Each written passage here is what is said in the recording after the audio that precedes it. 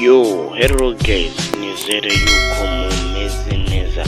Uyu munsi tugiye kurebera hamwe video y'ukuntu wahagarika ibintu bigenda byisevinga kuri telefone biturutse kuri WhatsApp utigeze ubyifuza na gato.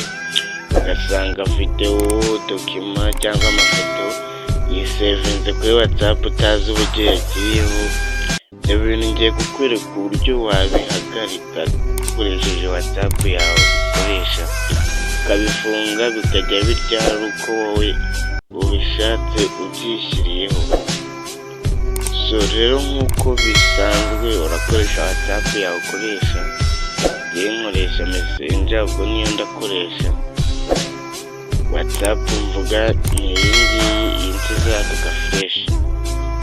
Ntiza aka fresh niyo tugiye gukoresha dukora izo step by step ngiye kuba nakwereka.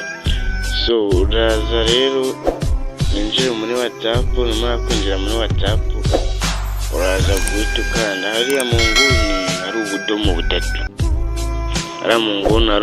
butatu, ahasize aga fresh, naho uraza guhita ukanda kugira ngo ugere kuri setting. Nugera hano uraza guhita ukanda ahanditse setting,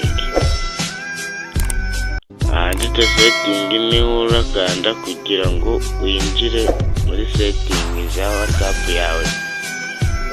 Urascrolling umanura ushaka ahantu handitse storage and data, dore ngaha ahantu zaga fresh storage and data niho bikorerwa, niho uraza kubifungira kugira ngo uhagarike kuba hakwisevingaho ibintu byose. Aho bikorerwa rero ni ahangaha ubona utu tuntu dutatu: when using mobile data, when connected on Wi-Fi, when roaming. Ni ukuvuga ngo rero ahantu ukorera atatu niho bibera.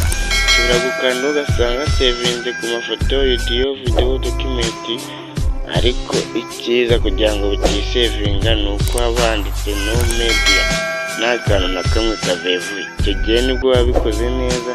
Naho usanze muri biriya harimo tuvivuye, ni kwa kundi usanga akajagari kuri telefone kabaye kenshi, mu magurupe bapostingamo amafoto agahita aza kuri telefone, ibintu nk'ibyo nyine ugasanga ni kwa kundi. Kanizere ko rero video y'uyu munsi yabashimishije. Ciao, tuzahore.